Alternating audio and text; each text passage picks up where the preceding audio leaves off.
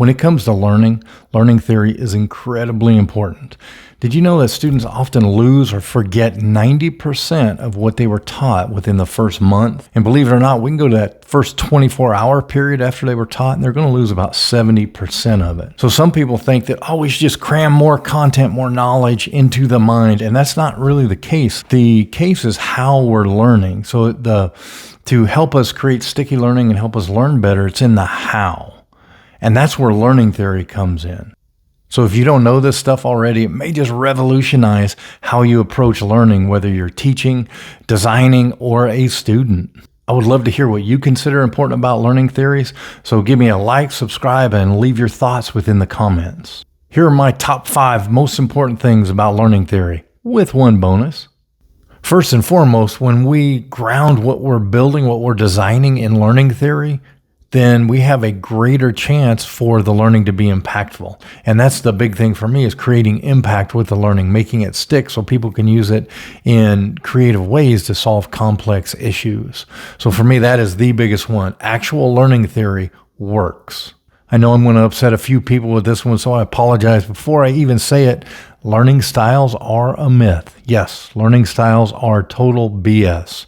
And why do I say that? Because the literature proves it out very much so. People do not learn better if they learn via video or learn via, if they're auditory, kinesthetic. The key is that people learn better when they have multiple ways of learning it and when the way that they're being taught matches the content. So for instance, if you talk to a bunch of structural mechanics, they're going to say they're kinesthetic learners if you follow that learning styles path. But if they're drilling precision holes, cutting material and metals to very specific sizes, you can't learn that in a video. You have to be able to do it. So of course they're going to say something like that. So it's hugely important to remember, give people multiple ways to learn and make sure that how the process that you're getting them to learn matches what they have to do at the end.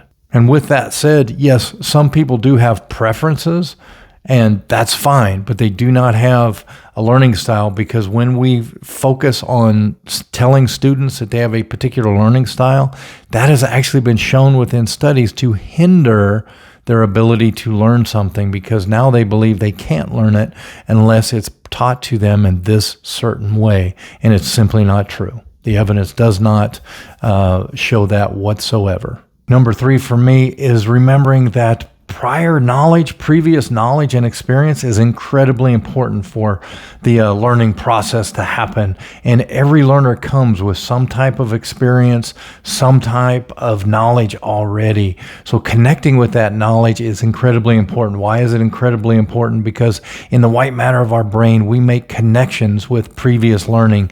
We make networks. That's where we make networks within our brain. And what's the difference between a novice and an expert? Well, an expert has much larger network, so that piece of knowledge is connected to way more things, so that they can use that knowledge creatively to solve complex issues. And ultimately, that means when we have connections ready to receive new information, we are going to make that learning sticky, or in other words, we're going to be able to connect with previous knowledge so it makes the learning more durable, as they like to say. And number 4 is cognitive load. Cognitive load, there's 3 types of cognitive load. There's intrinsic cognitive load, extraneous cognitive load, and germane cognitive load.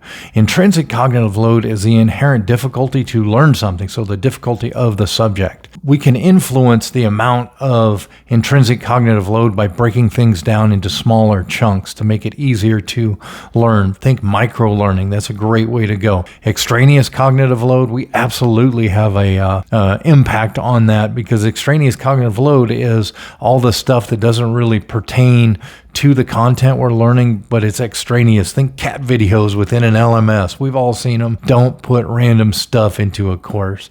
And your main cognitive load is the effort that we have to put in to learn the content.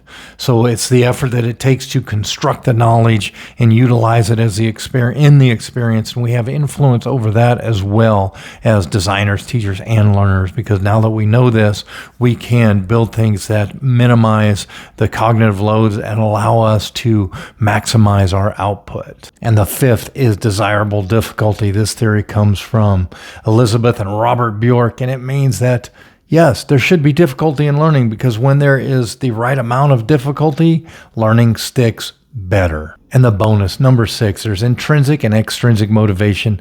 Extrinsic motivation, it's external sources, and that can either be positive or negative. Positive meaning adding a stimulus, negative meaning removing a stimulus. And intrinsic motivation, that has more to do with the learning environment than anything else, because we want to get people intrinsically motivated, internally motivated, create the right environment, because as the designer or instructor, you are the leader in that classroom. So those are my top 5 things to know about learning theory to help make learning more durable, or sticky, as I like to say.